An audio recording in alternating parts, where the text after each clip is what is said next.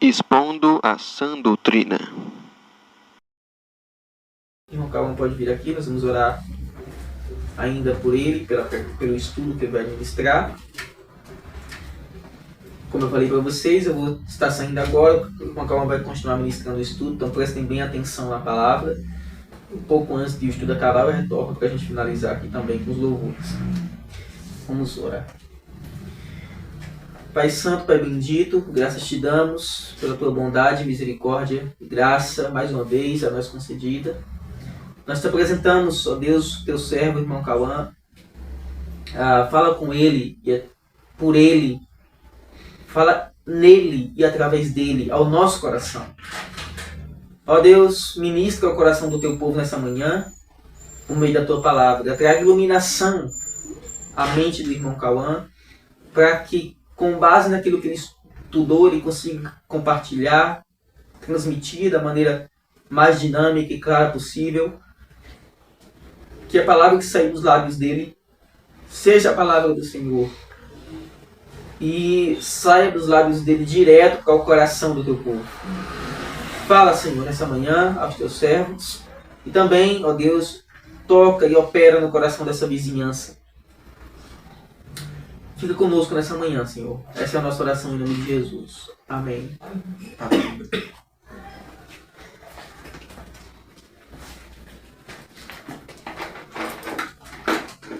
Bom dia, irmãos. Bom dia. Graça e paz. Amém.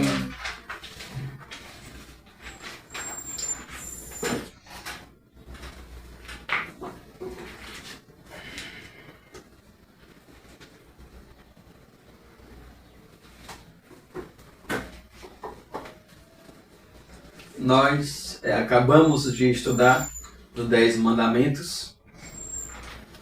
Foram 14 estudos. E eu gostaria de pedir aos irmãos que abram suas Bíblias em Gálatas capítulo 3. E também eu agradeço àqueles que estiverem porventura nos assistindo pela internet, né, pelo YouTube. Gálatas 3.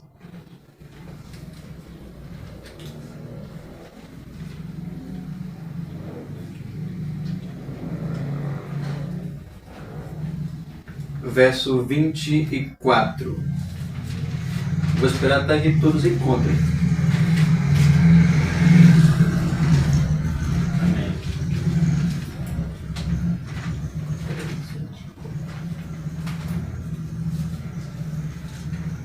Gálatas.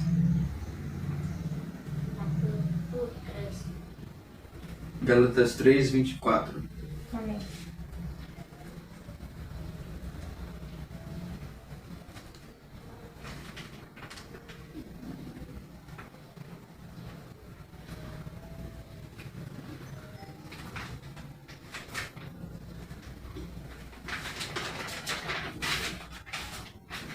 Amém? Amém. Vamos ler apenas estes versos, ou melhor, este verso. De maneira que a lei se tornou nosso guardião para nos conduzir a Cristo, a fim de que fôssemos justificados pela fé. Amém. Amém. Gostaria de orar mais uma vez com os irmãos. Senhor, mais uma vez queremos pedir Tua graça e Tua misericórdia. Oramos, ó Pai, para que o Senhor venha nos iluminar a mente, o nosso coração. Oramos por aqueles, ó Pai, que estão aqui nessa sala para ouvir a Tua voz, para ouvirem a Tua palavra. Quero, Senhor, pedir também por aqueles que, porventura, estiverem nos assistindo, ouvindo também a Tua voz. Oramos para que o Senhor venha operar, Pai, essa palavra em nossos corações, porque aquele que começou a boa obra ainda há de completá-la, porque o Senhor mesmo prometeu, dizendo que a palavra que sai de Tua boca não voltará vazia, mas irá fazer tudo que apraz a Ti, e será bem sucedido, ó Pai, em tudo. Oramos para que o Senhor faça isso. Cumpre, Senhor, hoje a tua palavra, porque a tua palavra é eficaz, tanto para a salvação daqueles que creem em Cristo, quanto para a condenação daqueles que rejeitarem a tua boa nova. Receba, ó Deus, honra, glória e louvor para si, no nome de Jesus. Amém. Esse estudo aqui, irmãos, ele é um estudo à parte também dos 10 mandamentos, mas também tem a ver. Nós temos focado muito, né, nesses últimos dias, né, desde quando eu comecei a estudar Êxodo sobre a lei. É importante nós sempre nos determos a um tema como esse, porque é importante, porque nós temos uma visão superficial, até mesmo equivocada sobre a lei de Deus. Então é importante nós estudarmos de uma maneira específica um tema como esse. E como o título, né, de nosso estudo talvez não seja tão adequado, mas também tem a ver. O título de nosso estudo é o propósito da lei. Para que a lei ela foi dada? Nós iremos ver isso aqui um pouco mais à frente. Eu também gostaria de enfatizar um pouquinho nesse estudo sobre a doutrina da justificação. Por que é importante falar sobre a justificação? Porque é uma doutrina central na palavra de Deus e que muitas pessoas, até mesmo aqueles que se dizem crentes, não conhecem ou não sabem que essa doutrina existe. E também aqueles que não conhecem essa doutrina, se dizem cristãos, aqueles que não conhecem essa doutrina, mas se dizem cristãos, não são cristãos. Para mim, essa aqui é uma das doutrinas mais importantes da Bíblia. É claro, né? O Evangelho é importante. Essa aqui é uma das doutrinas centrais da palavra de Deus. Tanto que quando Martinho Lutero leu Romanos 1, verso 16, especificamente o verso 17, ele descobriu ali a doutrina da justificação. Que Deus salva pessoas por meio da fé e não por obras. Que o justo ele vive pela fé e não por obras da lei. Então, por isso que é importante, irmão, nós enfatizarmos essa doutrina da justificação.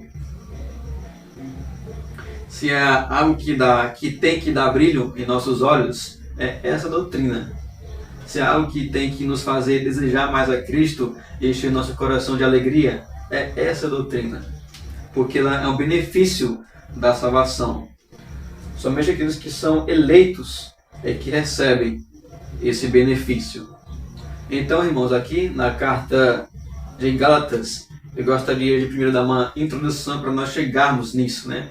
Porque eu não vou falar assim diretamente da doutrina da justificação, mas eu vou dar, por assim dizer, né, uma reviravolta. Vou arrodear um pouquinho até que nós cheguemos lá, para que nós possamos entender um pouco dessa doutrina. E também só para informar os irmãos, eu vou assim passar por umas doutrinas bem superficial, bem rápidas, só para nós nos relembrarmos daquilo que foi estudado. E com o nosso irmão Leandro eu vou deixar aquilo que é mais avançado.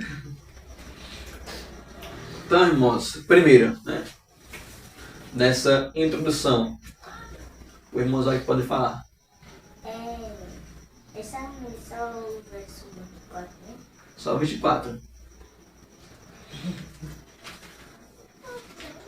E aqui nessa carta aqui de Gálatas, não é nem necessário nós discutirmos, né, sobre quem escreveu, né? Porque bem no começo fala, Paulo, servo de Cristo, né? E essa carta dos Gálatas, como o nome diz, Gálatas, foi escrito para as pessoas da Galácia, ali na Ásia Menor. Essa carta aqui também foi escrita entre o ano 49 a 51 depois de Cristo. E, de acordo com o contexto, né, histórico, como algumas pessoas dizem, aqui no capítulo 2 dessa carta, Paulo fala sobre o concílio que tem lá em Atos capítulo 15, onde a doutrina da justificação estava sendo corrompida. E a Galácia, a maioria das pessoas que moram ali na Galácia são os gentios. sendo que tem uma forte influência também dos povos gregos e romanos, e também dos judaizantes ou dos judeus, que estavam querendo perturbar ali os discípulos de Paulo, né?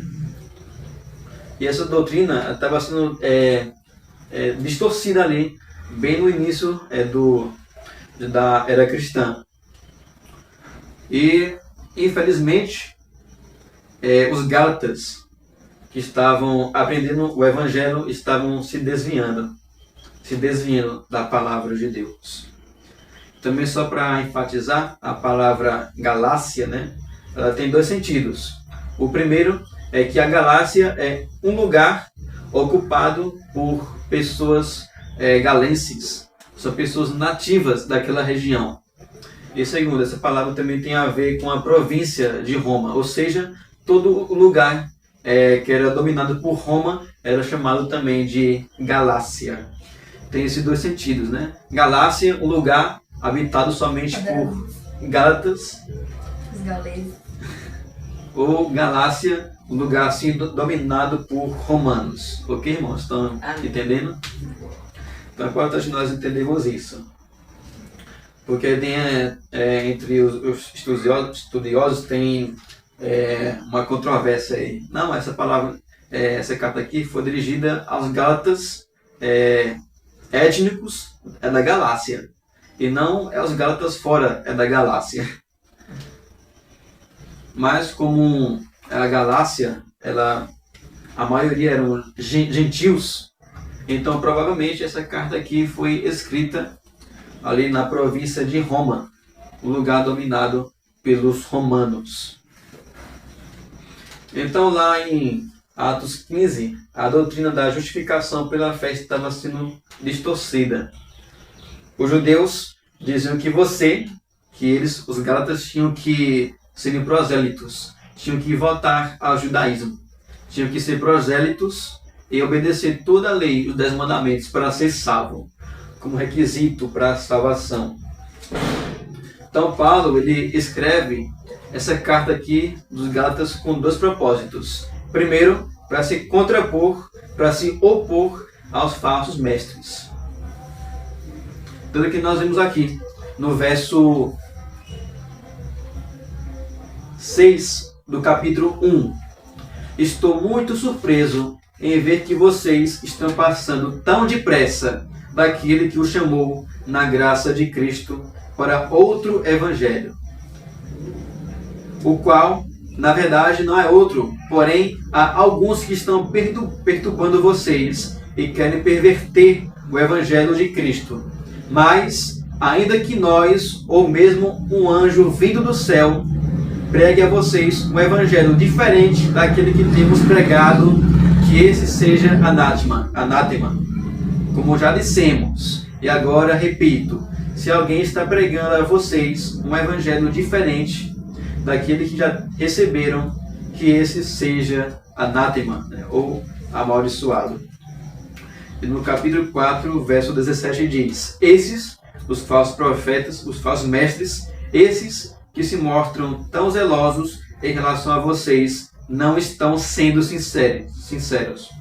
O que eles querem é afastar vocês de mim, para que vocês se interessem por eles. E ainda no capítulo 5, Paulo ele fala um pouquinho também sobre isso. Vocês vinham correndo bem. Quem foi que os impediu de continuar a obedecer à verdade? Então os Gálatas, por causa dessas heresias que estavam entrando ali entre eles, entre aqueles cristãos, estavam passando de um evangelho para outro evangelho. Por isso que Paulo fica perplexo. E ainda aqui, meus irmãos, é no capítulo 3 desse capítulo, Paulo também adverte os galenses sobre isso, por serem enganados tão depressa. Ó Gálatas insensatos, quem foi que os enfeitiçou?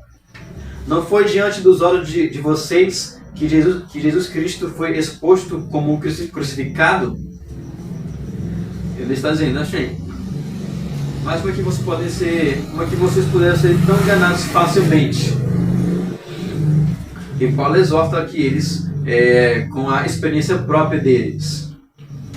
Além também de que esses falsos mestres estavam querendo manchar a reputação do apóstolo Paulo.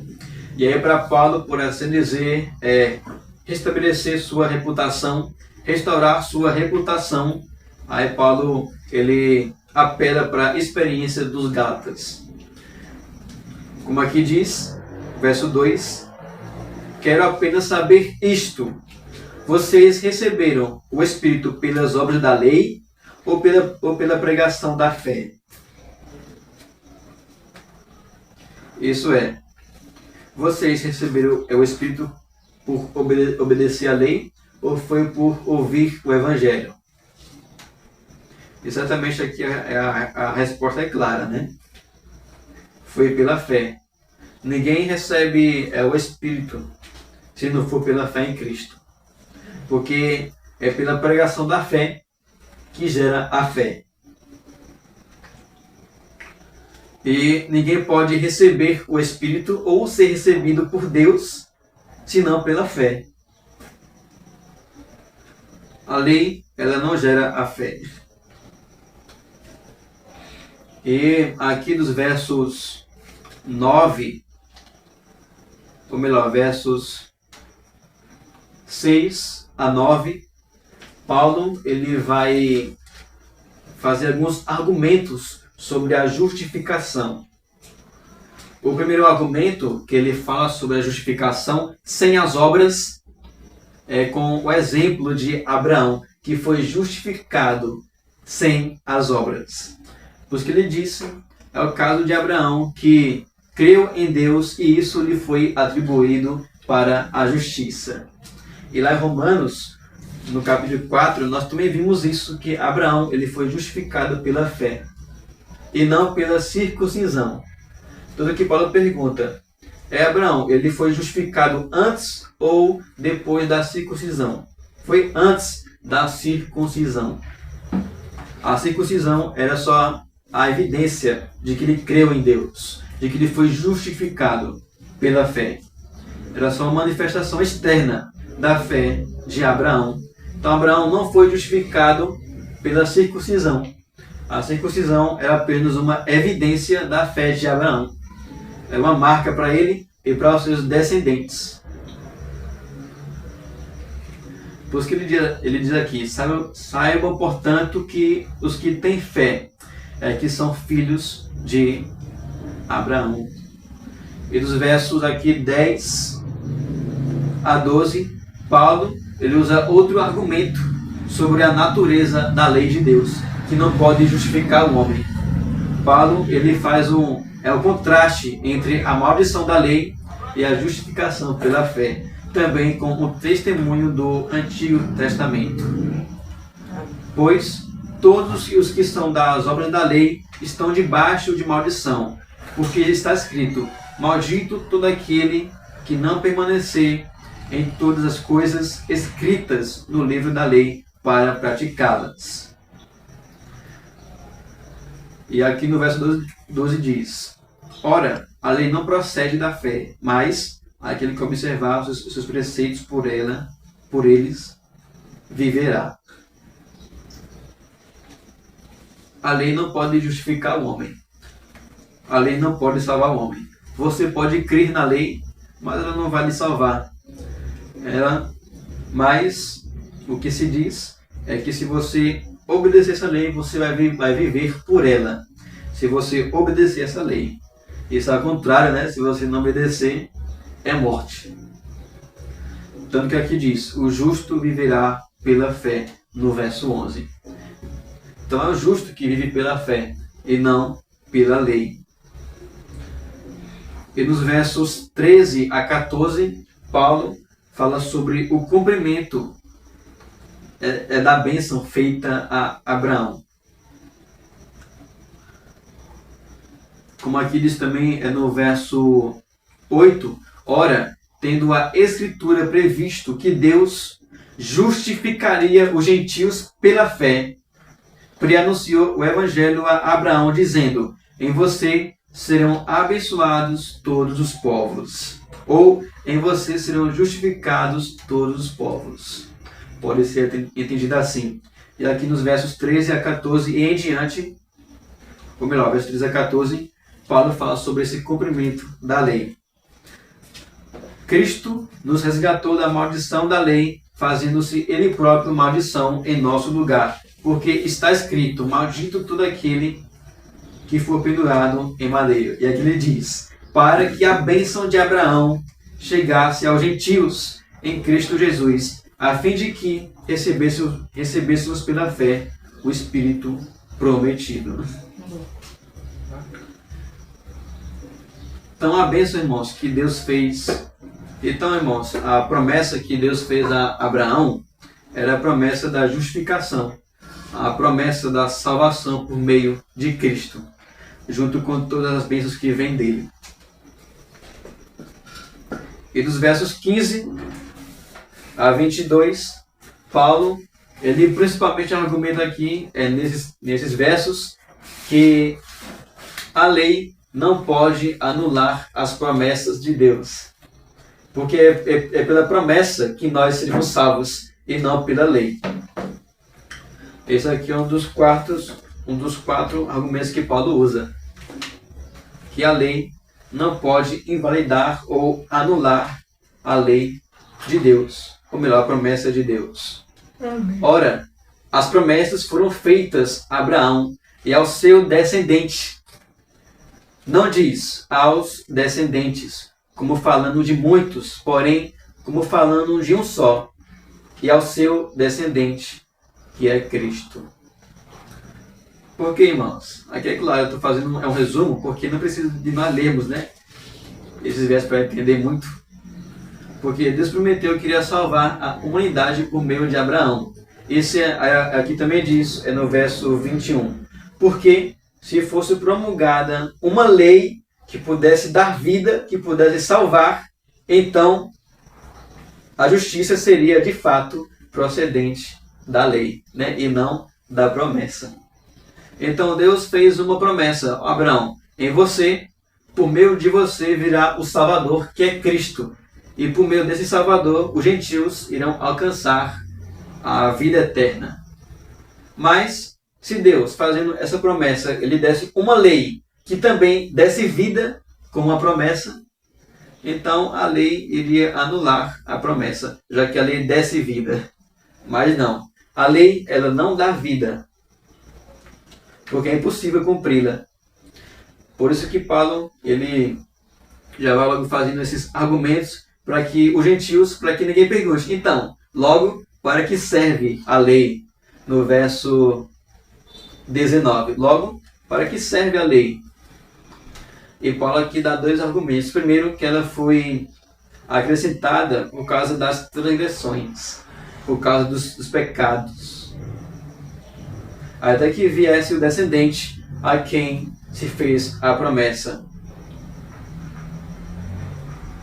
E verso 22. Mas a Escritura encerrou, concluiu tudo sobre o pecado, pois, mediante a fé em Jesus, a promessa fosse concedida aos que creem.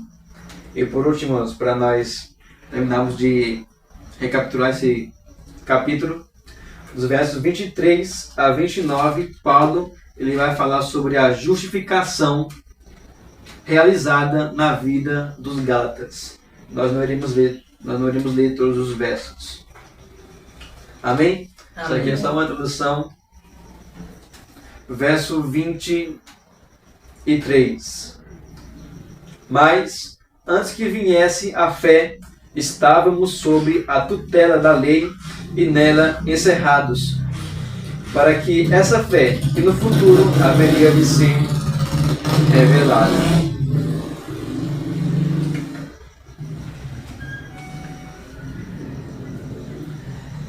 Então, antes que viesse a fé, antes que viesse Cristo, nós estávamos sobre a tutela da lei.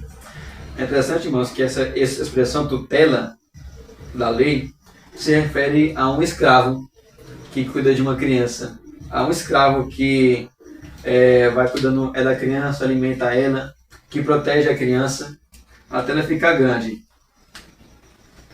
Assim também éramos nós, antes da fé. Estávamos, por assim dizer, como crianças, sendo cuidados por um escravo. Aqui é a ilustração que tem essa palavra. Estávamos sob a tutela da lei. Estávamos presos sob a lei. E nela encerrados.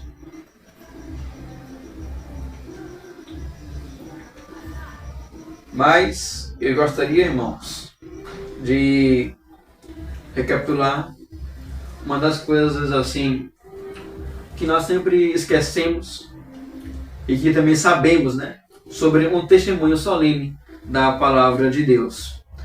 Então, para que serve a lei? Nós vamos responder essa pergunta mais à frente. Mas antes de respondermos essa pergunta,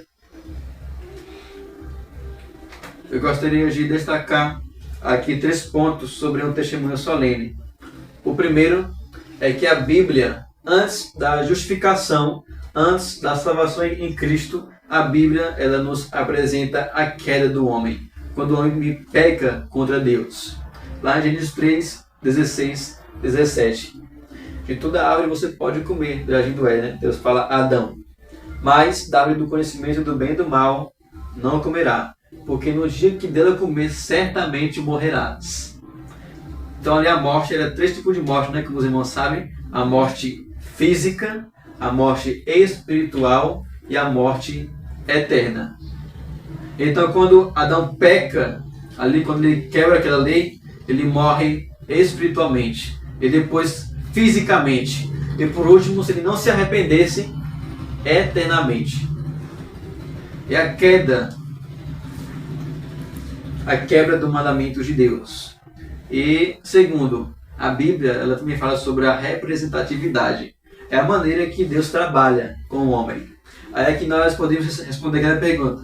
Mas eu não fiz nada para ser condenado. De fato, você não fez nada para ser condenado, né? O culpado foi Adão. Nós não temos nada a ver. Mas também você não fez nada para ser salvo. Deus ele trabalha com a representatividade.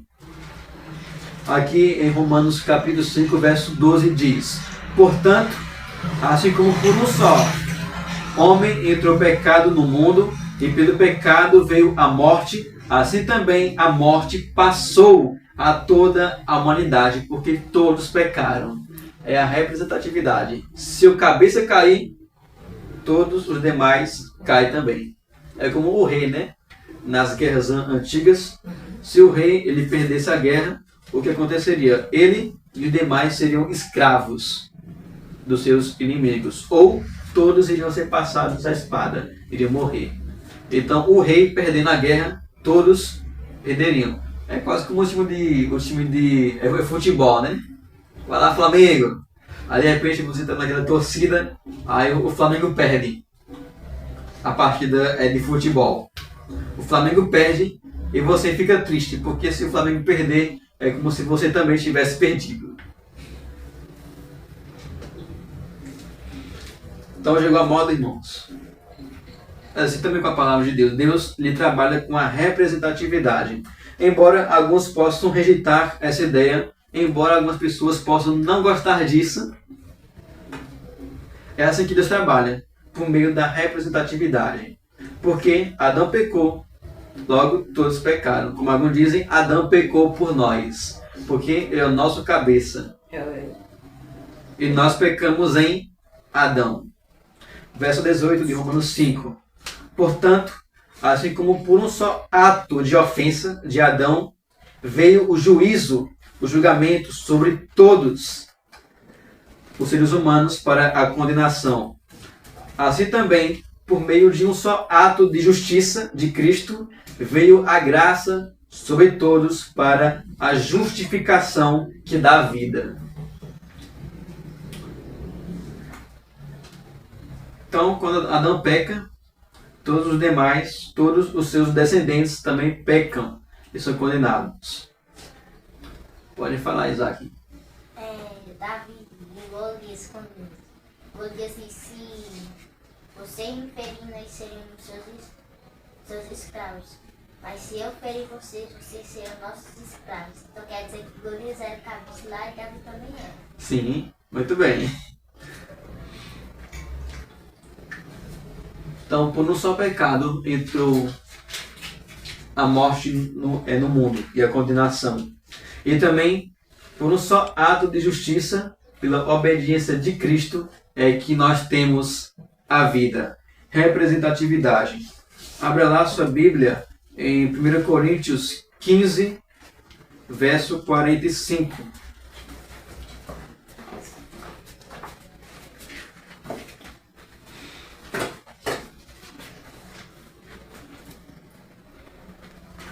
Primeiro Coríntios 15, verso 45.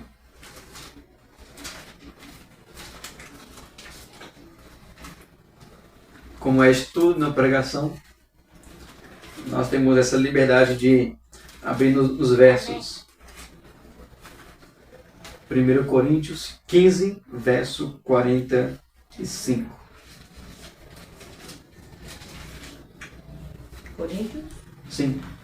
Amém. Amém? Coríntios 5. 5, ou melhor, 15, verso 45. Eu já ia ver. Aqui vai falar sobre... Os irmãos já vão saber o que vai falar. Isso aqui nós lemos. Então guarde essa palavra, representatividade. Deus trabalha com a representatividade de duas cabeças. Amém? Amém. Amém. Leia aí. Pois assim está escrito: o primeiro homem, Adão, se tornou um ser vivente, mas o último Adão é espírito vivificante. Está vendo aqui? Fala sobre dois Adão. O primeiro Adão, homem formado da terra, e o segundo Adão, que veio do céu. O primeiro é terreno e o segundo celestial, como Paulo diz aqui nos versos em diante. O primeiro pecou e caiu, e todos os demais caíram. Mas em Cristo é que todos aqueles que caíram se levantam. Então, tem uma palavrinha aqui que também é importante os irmãos guardarem, que eu também já tenham ouvido falar, que é sobre a imputação. Isso é, quando Adão pecou, ele caiu, Deus imputou o pecado aos seus descendentes. Não é somente a morte física ou espiritual que foi passada, mas também a culpa de Adão, isso é, a dívida. Então todo homem nasce culpado por causa de Adão, o nosso cabeça. Porque todos se tornaram pecadores por meio dele. Amém, irmãos? Amém. Imputação, guarde isso.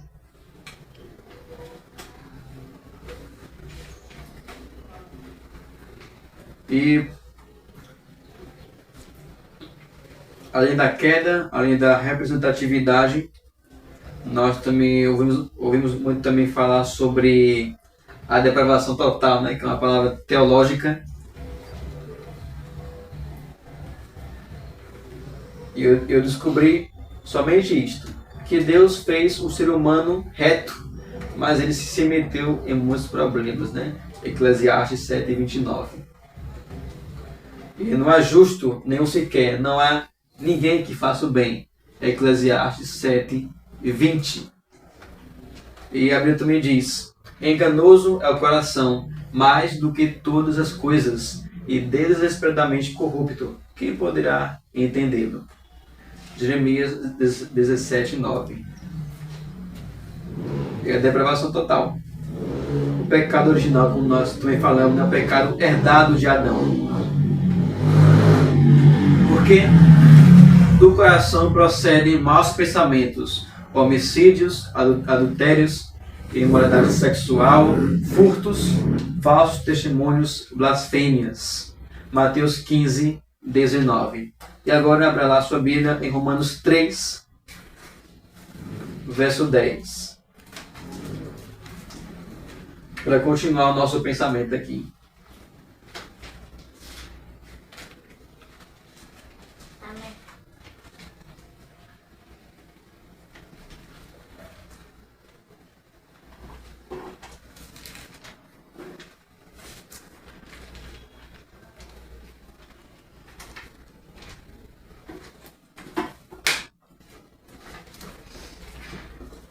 Romanos 3, 10 até o 18. Essas aqui são palavras ofensivas que ninguém gosta de ouvir, não é verdade? Que nós vamos ler aqui, Até quanto, irmão? verso 10 a 18. Acompanha aí. Como está escrito, não há justo nenhum sequer, não há quem entenda, não há quem busque a Deus. Todos se desviaram e juntamente se tornaram inúteis. Não há quem faça o bem, não há um sequer. A garganta deles é sepulcro aberto. Com a língua enganam. Veneno de víbora está nos seus lábios. A boca eles têm cheia de maldição e amargura. Os seus pés são velozes para derramar sangue. Nos seus caminhos há destruição e miséria. Eles não conhecem o caminho da paz. Não há temor de Deus diante dos seus olhos.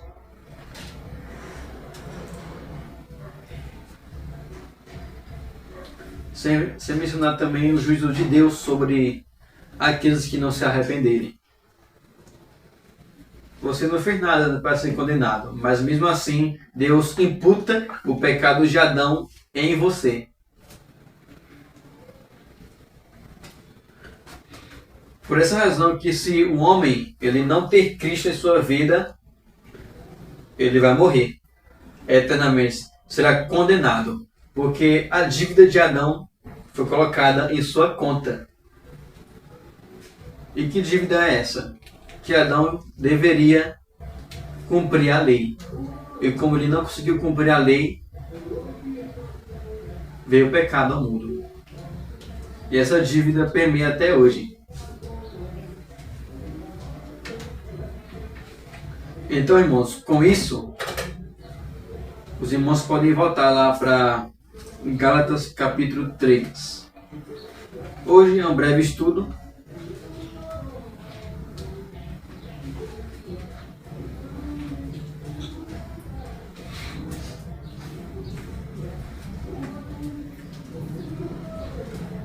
Então, para que serve a lei? Qual é a utilidade da lei? Já que ela é para se dizer, né, como foi dito aqui, é um escravo que cuida de nós até crescermos, para onde a lei ela deseja nos guiar. Qual é o caminho que ela quer nos levar? Aqui diz o verso 24, um dos propósitos da lei, dentre vários. De maneira que a lei se tornou nosso guardião, o nosso aio, para nos conduzir a Cristo, a fim de que, com o objetivo de que fôssemos justificados pela fé. Então, o propósito da lei é guiar o homem até Cristo. Os irmãos já estudaram isso. Mas, como nós também já vimos, a lei ela tem o propósito de mostrar o nosso pecado e também de mostrar a justiça de Deus. Ela tem o propósito também de refrear o mal do homem por meio de ameaças e também o propósito de guiar os santos na obediência a Deus. E além do mais, a lei, a palavra de Deus como um todo, ela também foi dada a todos nós para dar sabedoria, para nos dar conhecimento. A palavra do Senhor é perfeita e restaura a alma. O testemunho do Senhor é fiel e dá sabedoria aos simples. Salmo 19, verso 7. A palavra de Deus também foi nos dada para dar sabedoria. Mas não apenas sabedoria. A palavra de Deus não foi nos dada apenas para nos dar conhecimento, mas também para nos fazer humildes ao contemplarmos a grandeza de Deus. Então, irmãos, aí aqui vem a pergunta: o que é justificação? Já respondi na pergunta, né? Para que serve a lei? Já respondi. E agora, o que é justificação? É bom nós relembrarmos disso. Tanto que foi John Wesley, ao ver a introdução de Martim Lutero a Romanos, que ele se converteu. Tanto que uma das palavras que ele mais falou foi, uma que ficou bem conhecida foi: meu coração está aquecido. O filme também, quando ele sai alegre da igreja, e ele até pergunta: como é que um homem, como aquele, que era bêbado, mas matava a esposa, agora pode ter paz e alegria? Ele ficava perturbado. Mas um dia, quando ele ouviu o evangelho e voltou para casa, quando abriu a porta, aí o irmão dele perguntou: ei, você encontrou ele? Aí: não, foi encontrado.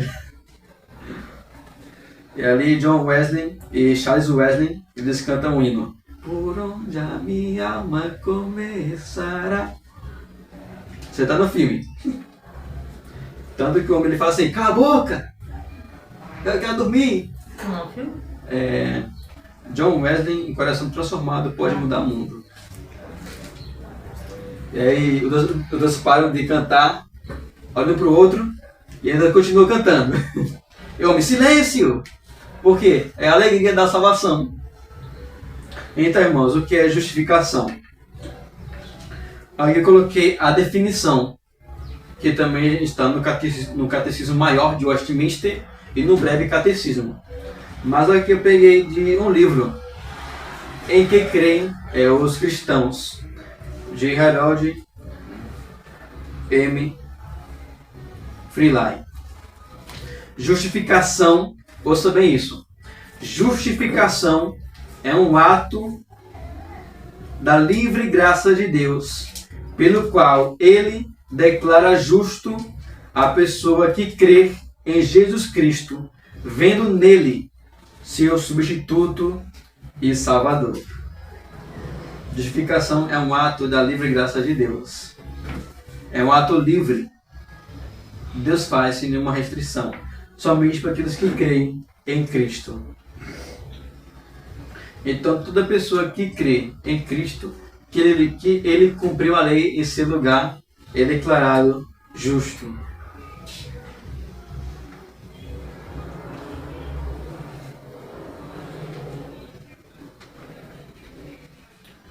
E a justificação não é um ato judicial.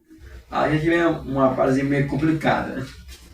A justificação não é um ato judicial, isso é, não é um ato baseado na lei, nos mandamentos, no decálogo. Não é um ato judicial, porque a lei não pode fazer nada ao homem, apenas condená-lo. Mas é um ato de graça, baseado na obra realizada por meio de Cristo Jesus. E também, irmãos, a pessoa que é declarada justa diante de Deus, ela é declarada livre da culpa e também da condenação. Isso é, aquele que é declarado justo, a dívida de Adão que for colocada a nós é retirada por meio da obra de Cristo.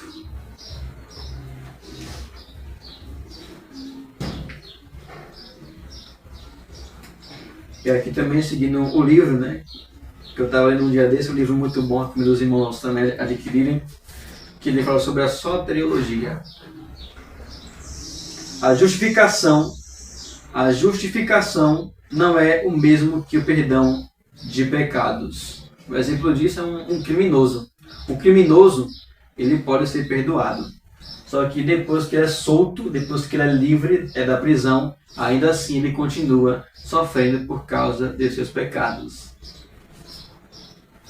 Embora ele fosse perdoado, ainda assim continua sofrendo as consequências dos seus pecados.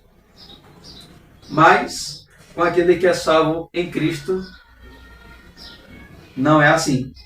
Aquele que crê na pessoa de Cristo, a culpa é retirada. É perdoado também, mas a culpa não permanece sobre ela. Deus isenta todo aquele que crê que Cristo é o seu Senhor e Salvador. Essa é a bênção da graça de Deus.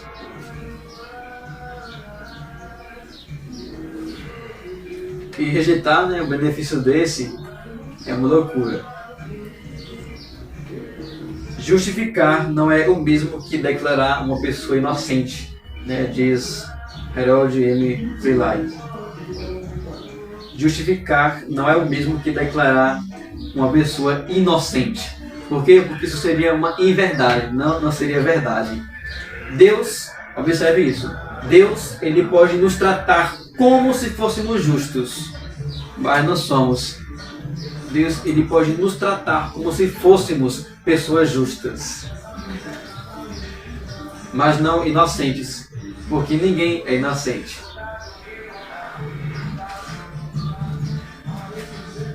Como está lá em Êxodo 34, Deus não inocenta o culpado.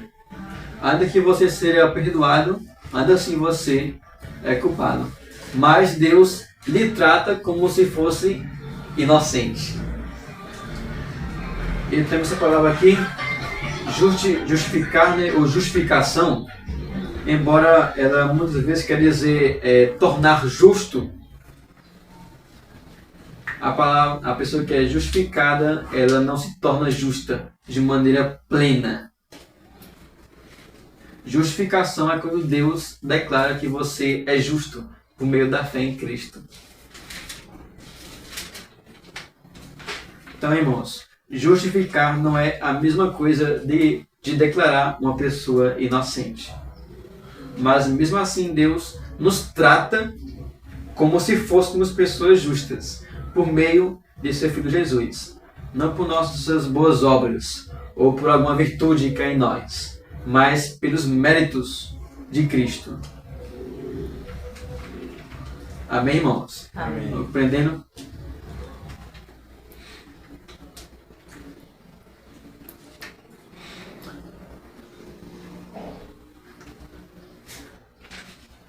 E aqui, irmãos, há 3 razões pelas quais a lei não pode nos justificar.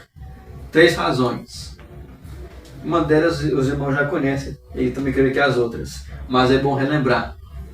A primeira razão pela qual a lei não pode nos justificar é que ela revela o pecado, porque pela lei vem o pleno conhecimento do pecado. Romanos 3, 20, se não me engano.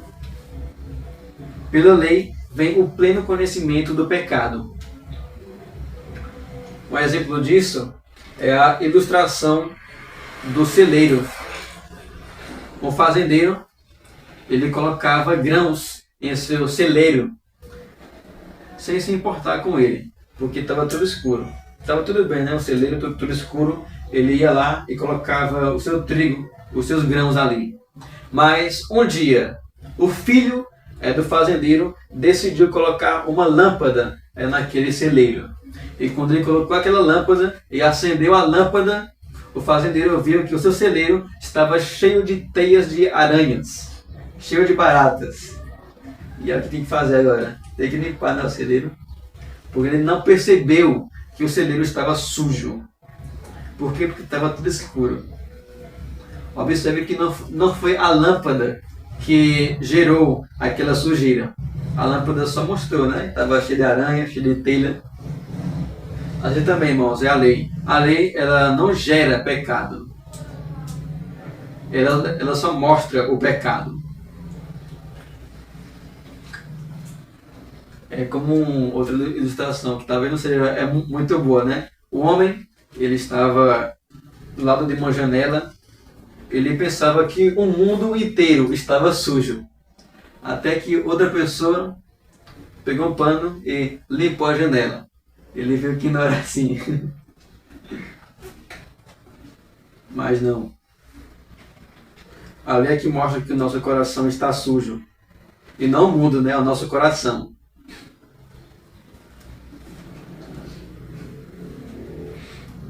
Essa aqui é a razão pela qual a lei não pode nos justificar. Justamente porque ela revela o pecado. E segundo, irmãos, a lei ela não conhece misericórdia. A lei não conhece misericórdia. Se você fez o mal, ela vai lhe retribuir o mal. Então, o que Deus diz lá em Deuteronômio? Hoje eu coloco diante de vocês a bênção e a maldição, o bem e o mal. Escolha, pois, a bênção. E quem escolhe a bênção é abençoado, né? Mas quem escolhe a maldição é amaldiçoado. A lei, irmãos, não conhece misericórdia, pois que ela não pode justificar. A lei, ela apenas condena o homem. A lei, ela não pode mudar nosso coração, em terceiro lugar. A lei não pode consertar o nosso passado, nem purificar o nosso coração. Isso aqui são as três razões pelas quais a lei não pode nos justificar. E então, como é que Deus pode tornar o homem justo, declarar que o homem é justo, sem manchar a sua reputação? É como o exemplo é do juiz. Alguém comete um crime, por assim dizer, aqui no quilômetro 25, e vai todo o 25 para o julgamento desse homem, desse criminoso. E está lá o juiz. E todos vão para ver qual é a sentença daquele criminoso. E aí o juiz olha para aquele ladrão, para o criminoso, e fala: ó, eu sou um homem bom, eu demoro a ficar irado, então você pode ir, está livre. Eu creio que se você estivesse lá, se isso acontecesse, você iria falar: esse juiz aí é mais corrupto que o ladrão, que o criminoso. Porque, irmão, nós temos o entendimento de que o juiz ele compreende a lei e que ele tem que julgar de acordo com a lei. E que se ele não julgar de acordo com a lei, ele também vai manchar a sua reputação. Não será um juiz bom. Porque um Deus bom é aquele que condena, é aquele que julga, é aquele que castiga, é aquele que pune. Então, como é que Deus ele pode tornar o homem justo, justificar o homem sem manchar a sua reputação? Aqui Deus diz, abra lá sua Bíblia em Romanos 3. Aqui está, irmãos, a resposta.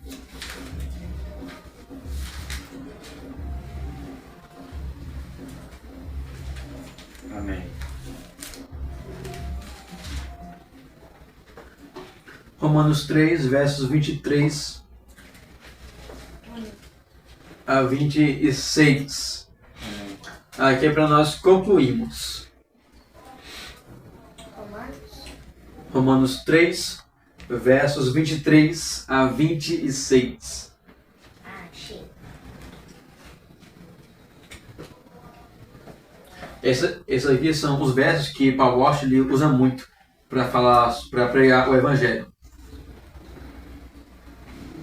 Pessoas aqui falam sobre a prosperidade, como ele mesmo também diz. Aqui vai falar, irmão, sobre a morte de Cristo. E tem pessoas, como já havia dito bem no começo, distorcendo o Evangelho. E também a doutrina da justificação. Como, por exemplo, dizer que Cristo morreu para nos dar a vida melhor aqui na Terra. É por assim dizer, né? Cristo, ele está levando os açoites, ele está falando, isso aqui está doendo demais. Mas, que bom que ele vai ter um carro novo. Essa coroa aqui de espinho está doendo muito. Mas que bom que nossa irmã Efraciline vai ter uma casa nova. Eu moro debaixo da porta nenhum. Mas não é assim. Tem pessoas distorcendo, colocando coisas materiais em vez de anunciar a Cristo. Então, irmãos, aqui o verso diz, como também nós enfatizamos, verso 23, pois todos pecaram e carecem da glória de Deus. Isso é, que todas as pessoas erraram e estão longe de alcançar um caráter que Deus exige. Sendo justificados, a palavra justificação aí, sendo justificados gratuitamente, isso é, sem merecer, por sua graça, mediante a redenção, a salvação que há em Cristo Jesus, a quem Deus propôs como propiciação no seu sangue, mediante a fé.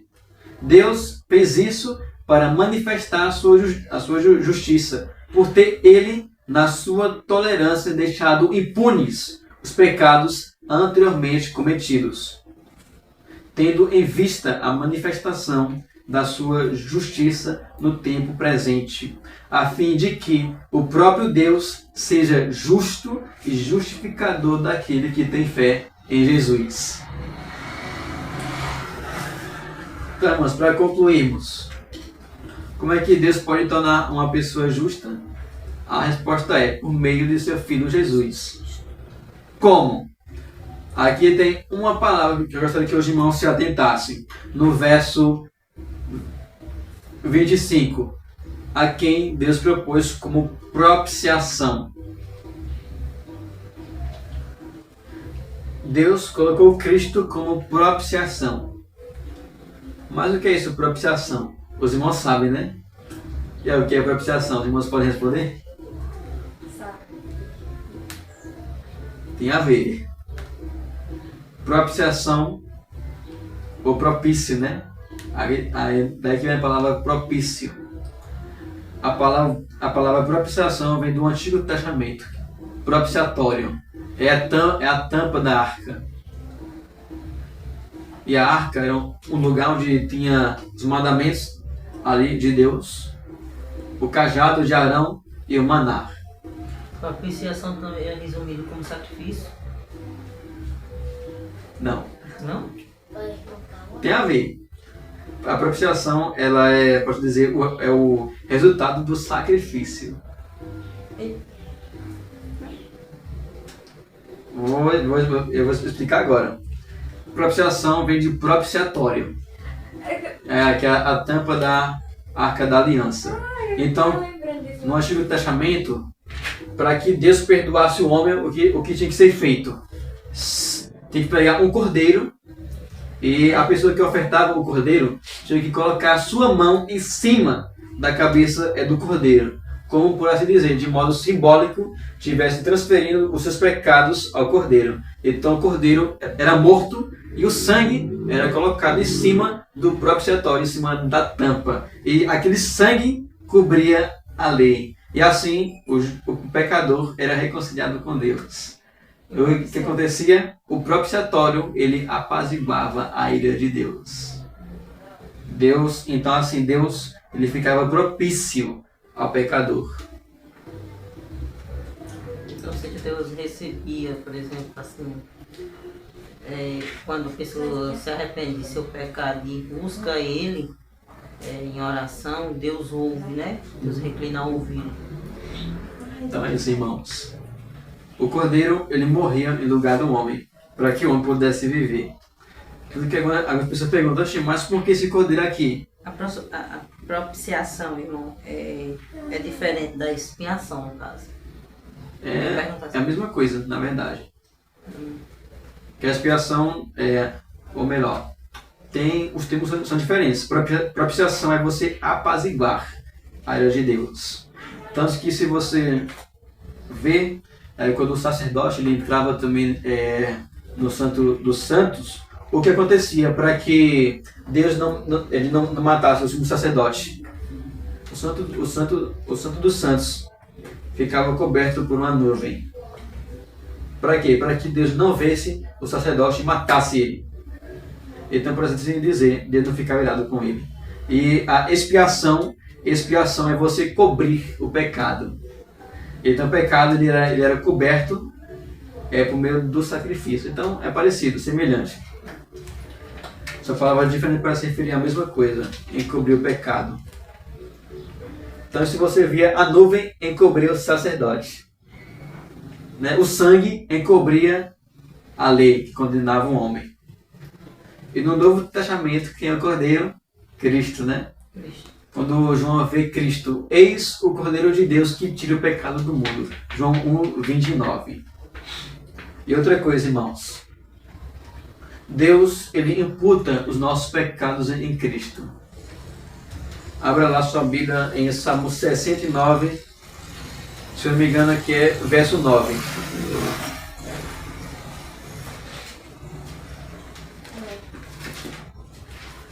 Essa parte aqui, irmão, sobre Romanos 3, eu não estudei por causa do tempo. Mas como você sabia de algumas palavrinhas, né? Amém. Amém. Salmo 69. Deixa eu ver se esse é mesmo. Esse é mesmo. Salmo 69, verso 9. Cristo, ele vem à terra, nasce perfeito, sem nenhum pecado. Ele é tentado em todas as coisas, porém sem pecado. Ele cumpre a lei em nosso lugar. E a Bíblia diz: perfuraram as minhas mãos e meus pés. Salmo 22, 16. E aqui, quando Cristo está na cruz, Deus coloca os nossos pecados em seu Filho Jesus. Pois o zelo da tua casa me consome, e as ofensas, os pecados dos que te insultam caem sobre mim. E também lá em Isaías 53 também diz isso. Abra lá em Isaías 53.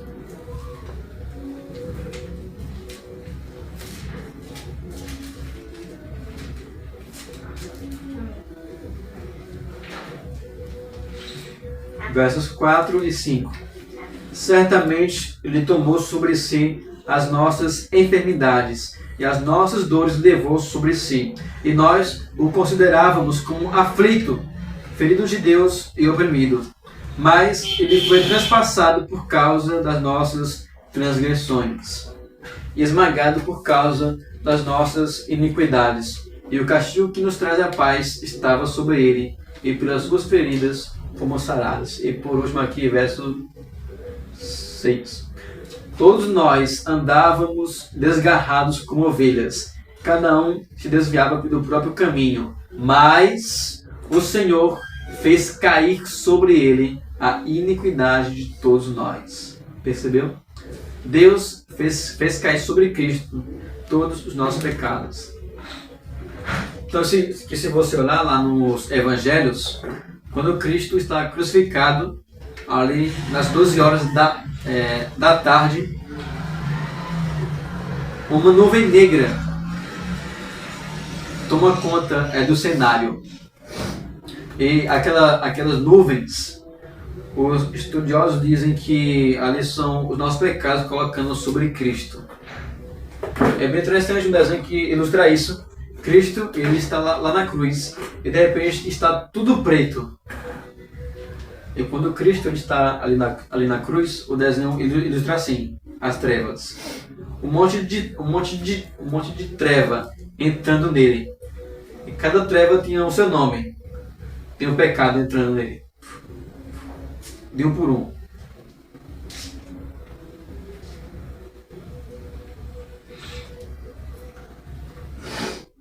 Então, você também deve crer que Deus colocou os seus pecados em Cristo.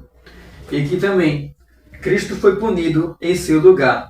Verso 10 de Isaías 53. Todavia, ao Senhor agradou esmagá-lo, fazendo sofrer. Essa aqui, irmãos, é aquela ilustração do meteoro, né? Imagine que está vindo um meteoro. esse meteoro ele vai colidir com a Terra. Mas quando chega bem perto do meteoro bater com a Terra, se levanta uma parede entre a Terra e o meteoro. E o meteoro colide com essa parede. E a parede estilhaça. E nem um pedaço do meteoro cai sobre mim e sobre você. Assim também, irmãos, foi na cruz. A ira de Deus que era para cair sobre mim e você, Cristo levanta um braço, é na direita e outro na esquerda. E toda a ira de Deus cai sobre ele. E nenhuma gota dessa ira, dessa cólera, cai sobre mim e sobre você. Por isso que o verso diz: contudo, levou sobre si o pecado de muitos. No verso 12. Cristo levou os nossos pecados. Como também está lá no Antigo Testamento, 2 bodes. Um bode chamado bode expiatório e outro bode chamado bode emissário. O bode expiatório era morto e o bode emissário era levado para fora, para fora de Jerusalém, para morrer no deserto. E lá em Hebreus também diz que Cristo morreu fora de Jerusalém, semelhante a esse bode.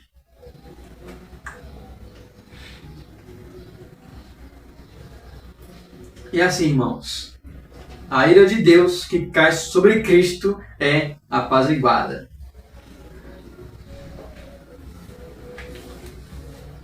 Então, para que você seja justo diante de Deus, você tem que crer que Cristo morreu em seu lugar e também ressuscitou em seu lugar. Só aquele ladrão que estava com Cristo pode dizer, literalmente, eu estou crucificado com Cristo.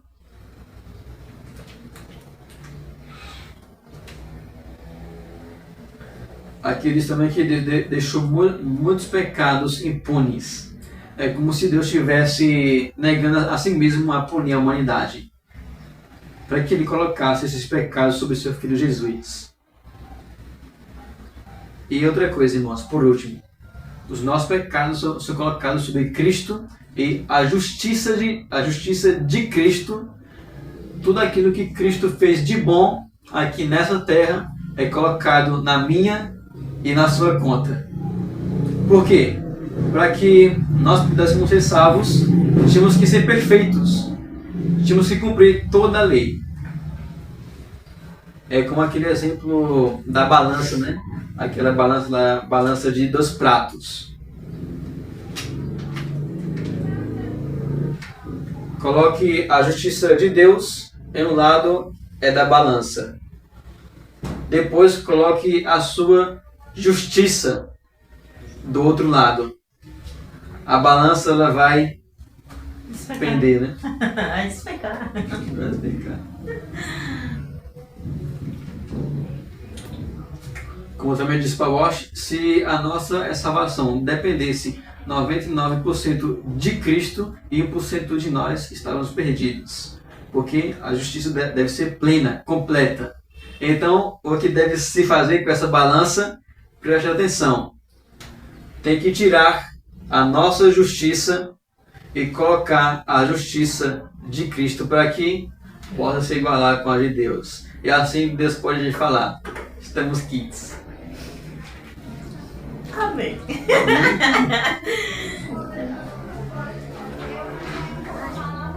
Aí aqui nós então podemos repetir o que está lá em Romanos 8, né? Agora, se você crê em Cristo, já não há mais condenação. E também somos informados que uma das evidências de que alguém foi justificado, irmãos, é a paz. Porque se você crê que Cristo morreu em seu lugar, a lei não tem nada contra você. Já foi tudo pago. Agora é paz. Como diz aquele louvor que eu gosto, né? Paz, eterna paz. Tesouro que nunca estraga. Sei que encontrei meu Salvador. Confio nele, sim. Como diz também lá em Isaías, e o fruto da justiça será paz. Então, irmãos, que nós possamos guardar essa palavra.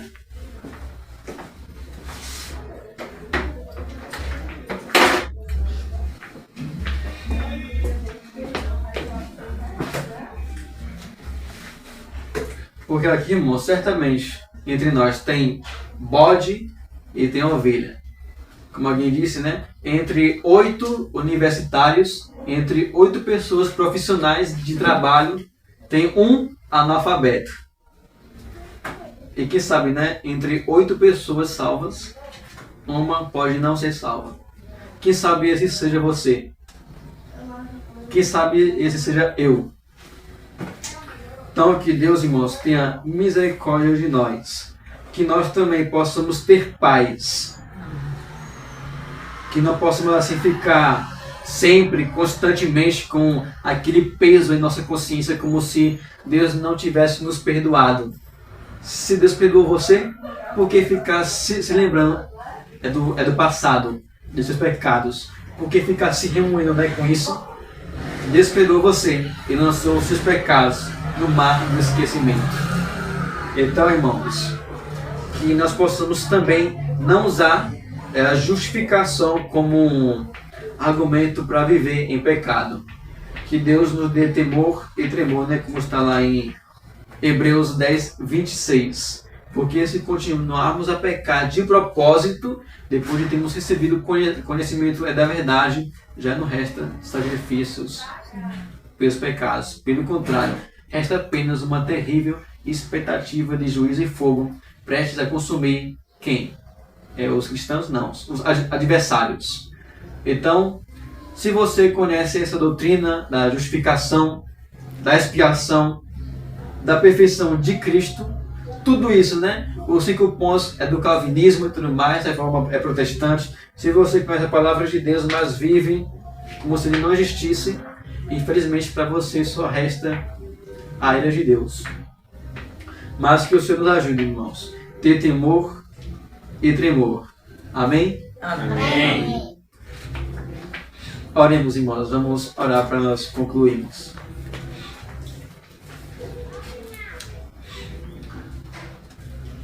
Ó Deus, quero te dar graças por mais um estudo. Sei, ó Pai, que não foi da maneira devida. Sei, ó Pai, que temos que melhorar muito na nossa maneira de falar, na eloquência, ó Deus, no conhecimento, no modo, Senhor, de se expressar. Mas mesmo assim, ó Deus, nos ajude, ó Pai, nos momentos mais frios de nossa fé, nos lembrarmos da justificação pela fé. Que o Teu Filho Jesus morreu por nós. Como disse Spurgeon, você, diante de Deus, você está diante de Deus como se fosse Cristo. Porque Cristo esteve diante de Deus como se fosse você. Que nós, ó Deus, possamos guardar essa palavra. Que possamos refletir a glória de Cristo. Que Deus possa ver Cristo em nós. E não um vaso de ira. Ó Deus, quebrante o nosso coração. Nos ajuda, Deus, a não tratar essa doutrina de modo superficial. Ou até mesmo, ó Deus, de forma mecânica. Ou sem fervor, Senhor. Sem tremor, sem zelo, como se fosse qualquer outra doutrina. Nos ajuda, ó Pai. E que o Senhor também, por meio de Cristo, possa justificar aqueles que ainda hão de crer no Senhor. No nome de Cristo nós oramos. Amém. Amém. Amém.